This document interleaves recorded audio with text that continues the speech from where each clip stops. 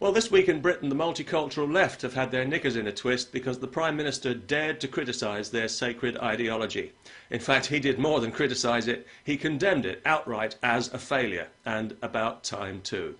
However, I think he let them off rather lightly given the actual scale of the crime, so allow me to add a few further notes to Mr. Cameron's remarks.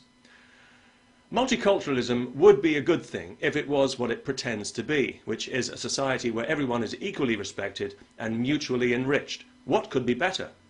In practice, however, it means everybody has to focus on Islam. It means everybody has to worry about what Islam might think about this or that aspect of life and adjust their perspective accordingly, never the other way round. Have you noticed?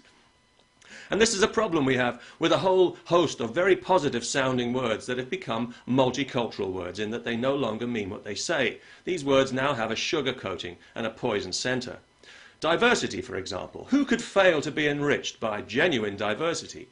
In practice, however, diversity means everybody has to focus on Islam. It means everybody has to worry about what Islam might think about this or that aspect of life and adjust their perspective accordingly, never the other way round. Tolerance is another word with a rosy multicultural glow about it, even if those who like to wallow in the language of tolerance are often the least likely to exhibit any. And this is because tolerance actually means everybody has to focus on Islam. It means everybody has to worry about what Islam might think about this or that aspect of life, and it's the same story right the way down the list. Respect, everybody focus on Islam.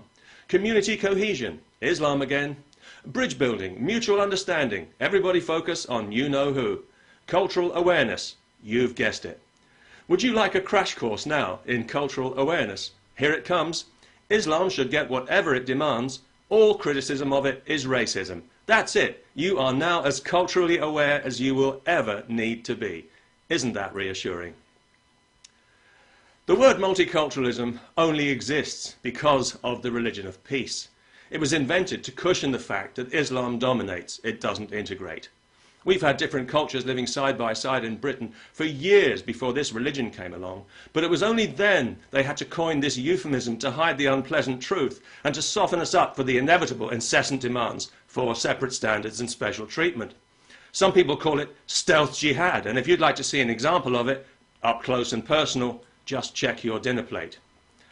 If you live in Britain and if you eat meat, you're eating the barbarism of halal without being told about it. It's everywhere now. Supermarkets, hospitals, schools, sporting venues. You can't get away from it, even if you want to. Halal is a guarantee that the animal you're eating died slowly in pain and terror, choking on its own blood. Because you won't be surprised to hear that Islam's treatment of animals is every bit as brutal and disgusting as its treatment of human beings.